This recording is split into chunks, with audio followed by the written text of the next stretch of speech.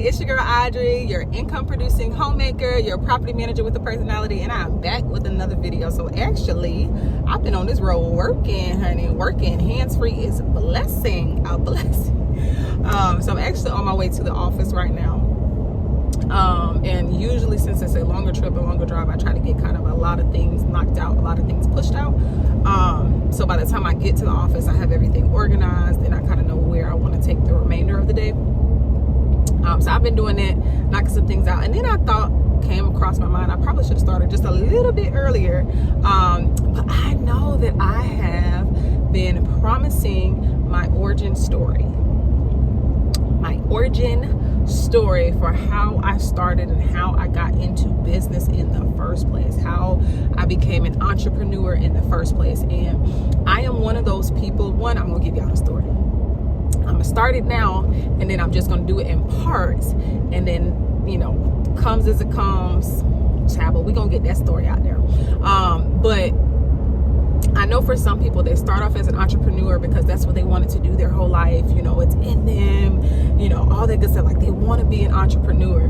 They want to be the boss chick. They want to be, the boss lady, all that good stuff.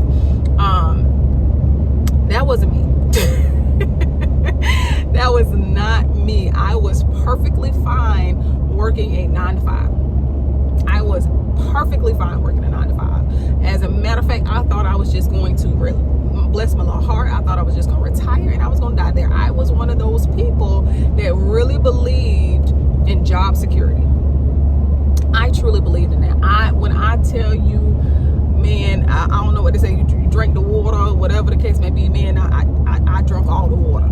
Okay, I believed all of that I was going to get me, a nice little work for 30 years and get me a nice little watch at the end and a good retirement party, and that was going to be my life. That was the person that I was. So being an entrepreneur, getting launched into all of this was so very, very new to me. And you guys will see that as I make videos and I do things like that, I'm going to come from literally the basics. Why? Because that's my background.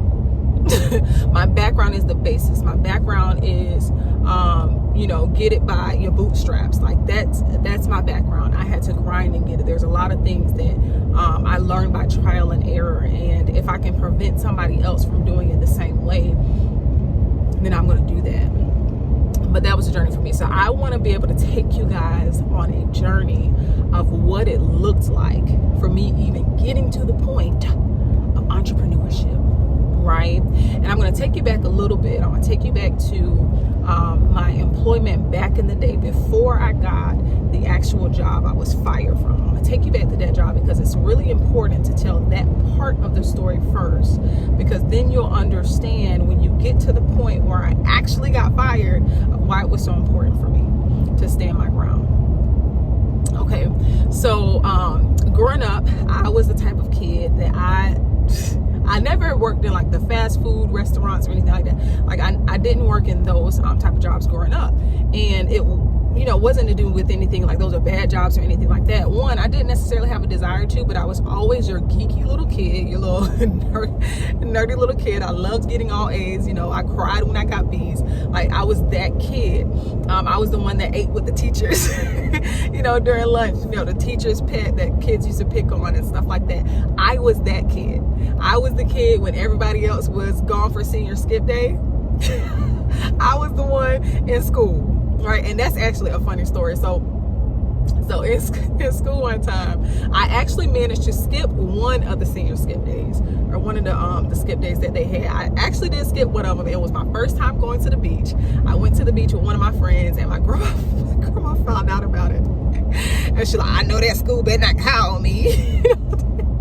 That whole thing, I had the time of my life, just sitting on the beach and enjoying God's work, right? Didn't do anything crazy. I didn't go party. I didn't go to a boy's house. I didn't do none of that. I just sat on the beach and enjoyed God's creation. But what was funny about that is because the next skip day or whatever, because seniors have all these reasons to skip and get out of Dodge. But the next skip day, I was at school. And I wound up being like the only senior at school, because when it comes to like staff and employees and administration, like, even though it's like something that the kids, I guess, think up or whatever they do, or however they got to that point in the first place, even though it's like the thing that they do, like the teachers know about it, the staff knows about it, all the administration knew about it. So they literally sat here. I'm walking like downstairs, the only little senior, trying to find a place to go because nobody has a home for me now because they're expecting everybody to be out. Nobody's plans curriculum. They had an idiot that. And I'm walking along and I see the teachers and like the assistant principal and stuff. They're literally like walking across the banners and they're laughing at me. They're laughing at me because I'm the little lone little ranger in school on this little senior skit. And I'm just like, child, my grandma is not finna get me because she don't want no call from y'all. So, anywho, I was that person in school. And because I was that person, I used to go to the office quite a bit, and I would, help file the paperwork and documents and all that good stuff, always into administrative type stuff. And one lady, Miss Bullock, I love Miss Bullock, but she took up a lot of time, Miss Deborah Bullock. She took up a lot of time with me as far as possibilities of what I could be doing, where I should be focused at, actually like using my skills and using my abilities for the good, and how to actually put those things to work. So I wound up getting a job, City Hall, as their admin, things like that. So that was kind of my track of things. And later on, once I went to college, I did get into some retail jobs and all of that. Well, anyway, I wound up at in college. I was trying to go to school, struggling. That's a whole different story. Struggling from a personal situation that I had going on. But I was in school and really at that point trying to figure out like how I was going to do this thing in life. And I was literally fighting for my life. When I say fighting for my life, I mean fighting for my life, right? My own thought process, my own journey of, man, why should I even be here type of thing. I was fighting for my life and fighting for my future is essentially what I was doing. So I got this job. And there were several people along the way. I can't talk about it all here, but there were several people along the way that really helped. When I say fighting for my life, that they have no idea how pivotal they were, whether it be for career or for personal, whatever the case may be, and getting me over the hump and getting me to the next step. But anywho, so I wound up getting this job at a construction company. And at this construction company, I always had a very, very, very hard work ethic. Like I grew up in a house. There was 6 children in the house, 3 bedroom, 1 bath. We really only used 2 of those bedrooms, like that sort of thing. So I grew up with a very, very, very strong work ethic. So I got to this job at this construction company. I started off answering the phones. And I went to a different position that I thought would be able to allow me to be advanced and promoted in this company. And I worked hard. When I say worked hard, I would be, one of the first ones in, one of the last ones to leave type of things. I worked and did well above and beyond my pay grade. Because that's what I knew. I knew to work hard and get what I can. And because at that time I was struggling from a point of education, I had to be educated from experience.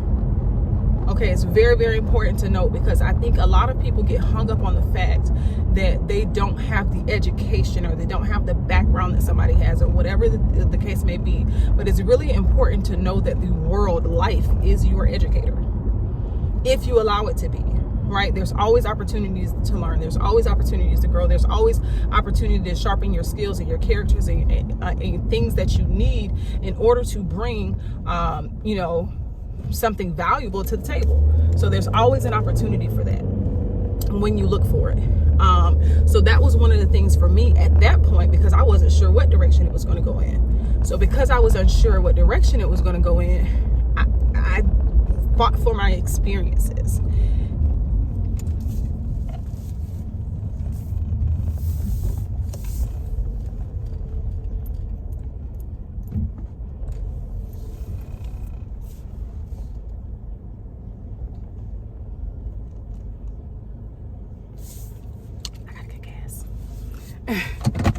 I got to stop and get some gas. But anyway, so because that was my mindset, was to learn through my experience, to become educated through my experience, quite often I would work above and beyond my pay grade because I knew that I needed experience, right? So I did that at this job, and I did everything like the scut work, stuff that people didn't want to do. Those are some of the things that I did. I had the conversations people didn't want to have, and I really began to try to hone my skills and my craft. And I had an excellent, when I say an excellent manager, I had an excellent manager. His name was Bob.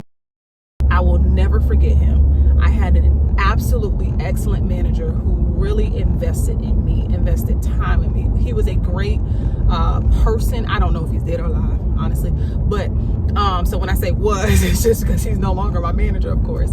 But he was a great person, and he invested in me personally. He had good character. He had good character, and I could tell it. And I loved being underneath somebody that I actually wanted to mimic, that I wanted to resemble, right, when it came to an employment standpoint. And he would just teach me kind of the ins and outs. Of course, he would work me every bit of what I was willing to work. Better believe that. But he was an excellent man, an excellent guy. And I began to really, after some time, just see, okay, like, trying to get in a place or position myself to be promoted or to get a raise or whatever the case may be. And I felt like at that point that I had enough knowledge, I had enough experience, I had actually been doing some of the work long enough where this should have been a thing, or at least a raise. And I hadn't quite mentioned that to him yet. I don't recall mentioning a raise to him. But there were certain things that were part of the job where we had to submit reports, and we would submit like proposals and things like that if we wanted to see things change or whatever the case may be, like our recommendations. And it had gotten to a point with this particular job, and I don't remember what the report or what the proposal actually was on, but all I remember is that I submitted this whole thing. I put it together, and man, when I tell you I was so proud of my little self, it's like when you submit that school assignment, and you didn't wait until the night before in order to do it. Like, it was one of those things where I had put research into it, I planned for it, I did all of these things. I put this whole thing together, and I submitted it. And for the sake of this conversation, now the actual colors were blue and green, but that's going to be important later on in the conversation. The actual colors were blue and green, right? I just don't remember if mine were blue initially or if the other person's was blue initially, but that is going to be important later on. So for the sake of this, let's just say that mine was a blue one. Okay, so I submit this whole proposal. Color scheme is blue. My color scheme for this whole proposal thing is blue. Okay, and I know that there's a lot of times in business, in the workplace, where as an African-American employee, as an African-American person, you can take two sides of things. You could be on the lookout and notice every single little act of racism. You could notice absolutely everything, right? So much so to the point where you're not really working at your full potential because you're so focused on the opportunities that you can't have, that you're not taking advantage of the opportunities you could have. Okay, that is very, very important to know. I see that all too often where people are so laser focused on the disadvantages of working while Black that you don't actually take advantage of all that you should be taking advantage of working while Black, right? So that's a very real thing that I always have at the top of mind, right? But for this particular situation, and in some situations, there is absolutely no doubt when racism is in play. It is absolutely no doubt when you are blocked with opportunities because you are of a certain race.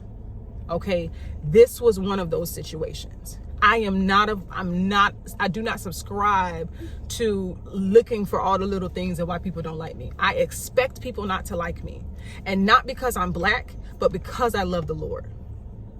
Okay, because I love the Lord, I expect, that is my default. I expect for people not to like me. Why? Because they didn't like him, because he was perfect in all his ways, because he walked uprightly, because he sinned not. And people still didn't like them. They still didn't like him.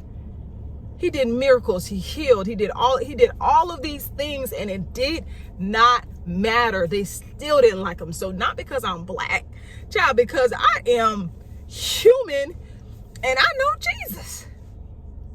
And if they did it to him, suckers gonna do it to me. Right? So I'm not one of those people. But this was a specific situation where it became very, very clear to me that this was not going to work, specifically because I was Black. Okay, so I submit this report, and again, for the sake of the conversation, my report, my color scheme for my report was blue.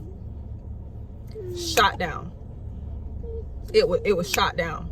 Now, normally I would take a situation like that and I would say, okay, so there's some things I need to do better. There's some things that I need to learn. There's some things that I need to,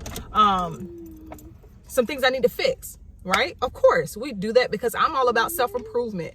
Let's do that. Let's self-improve. The problem is that there was another young lady at that same time who got hired recently. Now, I was hired before her. Now, we're talking about promotion. We're talking about being able to get to the next level. We're talking about being put in a position and an opportunity where you can grow, where you can expand. We're talking about those sort of things. This young lady came to the company after me, right?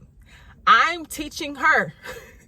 I am teaching her the work. This young lady came after me. I'm teaching her. She's learning from me, okay? She learns when I give her the information. Only caveat here is I knew the young lady. I knew her from church. And we were friends. We had become very close friends. And the funny thing about it was when I got, of course I was upset about being denied and all these things. I had spoken to my supervisor, or spoken to my manager, of course, because I want to know, how can I improve? And what I didn't know is there were some things that he was dealing with and some things that he was trying to conquer and take care of on the back end of things. And I didn't know that. So I'm upset. I'm talking to her or whatever about kind of like what's going on. And we decided that we would just see, okay, is it the report? Is it the recommendations? Is it the style? We would just see what the issue is. Okay, she's in school, I'm in school, all these things. And some people sometimes can have a different perspective and a different mind view. However, what we did, I don't know if this was legal, I don't know if it was right, but what we did was we took the report, and the same report, and instead of submitting it in blue, she submits the same report in green, color scheme of green. Her name, her information, all that good stuff. But she submits this same report, these same recommendations, all these sort of things or whatever. She submits it in green. And I kid you not, Caucasian young lady, very, very similar paths, very similar, backgrounds, all this good stuff. I kid you not, it was the best thing since sliced bread. It was the best thing since those reports, those recommendations. It was the best thing since sliced bread. They can see all her education, her good old education, hard at work.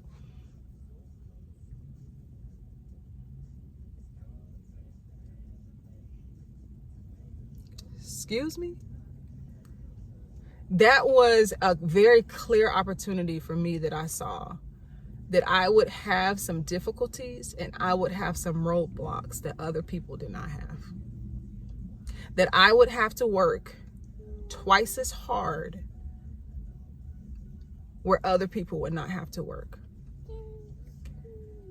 And it could have been a point where it stopped me. It could have been a point where it made me bitter. It could have been a point, right? And I would have been justified to go off and tell somebody about themselves, but I didn't. I kept working. And I think because I kept working, and I haven't had a chance to speak to him about it today. I think because I kept working and because I kept the same level of drive, I kept my same energy. I didn't go into work with the attitude every morning. I didn't do any of those things. I think because of that, it made my manager at the time take special attention and special note to what was going on. And he was working on some things in the background, and I kept working, I kept learning, I kept engaging, I kept doing all of those things. Why? Because I wasn't there for them, I was there for me. I wasn't there so they could look good. I was there so God looks good. That was important to me. And it bothered me. It bothered me to my core, but I could not come out of character. And one day, my manager at the time came to me, and we must have had some conversations in between about promotion and growth and raises and, you know, that sort of thing. We must have had some sort of conversations. I don't even remember all of that. But I do remember him coming to me and saying, it's time for you to look for another job. I'm like, what? Like, I'm thinking, like, you fired me? Like, what? I should be the one leaving. Like, I'm thinking, like, but you fired me? You gonna fire me? That's what I was thinking. But no, he came to me and he said, it's time for you to look for another job. And I was so confused and like, what? He's like, and he looks me in my face and had a very honest conversation. And I appreciate him to this day for that. He had a very honest conversation. At the time I was going by my middle name, Latrice. And he said, Latrice, you're not going to be able to get it here. You're not going to be able to get it here. No matter what you do, you're not going to be able to get it here. I have tried myself to get you a raise. I've offered up part of my pay so you can get a raise, and they have denied it. You're not going to get it here. It's time for you to start looking for another job. Blew me away. Blew me away for multiple reasons. One, I so appreciated the fact that as a white man in power, in a position of power, in a position of authority, that he thought enough of me. This is the reason why it matters that we're praying. This is the reason why it matters that we're living the lives that we say that we're living. This is the reason why it matters that we have Christian people in places, in all types of places, not just in the church. We need Christian people in management. We need Christian people in property management. We need Christian people as attorneys. We need Christian people as doctors. We need Christian. This is the reason why it's important. Because you are going to be the one in position of discernment. You are going to be the one that can look high and be able to tell those down here what's going on. You're going to be the one that's able to do it. That's why that's important. At that point, even though we were having a very racial conversation, it had nothing to do with race. At that point, he was a brother in Christ. I was a sister in Christ. And he handled me in the most godly way possible.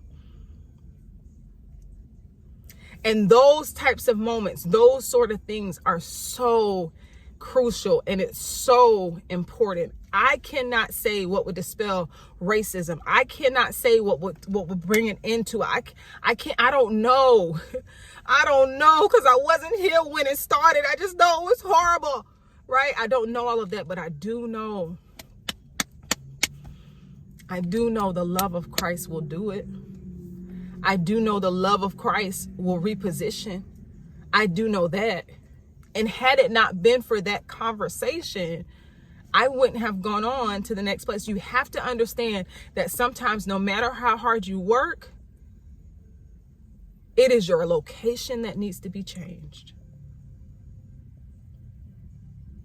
So pray and ask God, am I in the right location? If you find yourself stuck, if you find yourself hitting a wall, if you find yourself, you want to go just like Jesus, you want to go to the place that you are received. And you just may be in a place, you may be in a spot where you are not received. And that's okay. You dust your feet off and you move on. You move on. And that's what happened in this particular situation. After we had that conversation, I began looking for work. I did, because I had to make a decision. Did I want to continue to work, right? And I couldn't decrease my work ethic now, because now it seems like I'm being lazy. You know my capabilities. Now it would seem like I'm being lazy. So I can't just decrease my work ethic. I could just sit there and continue to bust my butt for no reason to no end. Or I can go look for other employment. And that's the point where I'm at. I want to go look for other employment.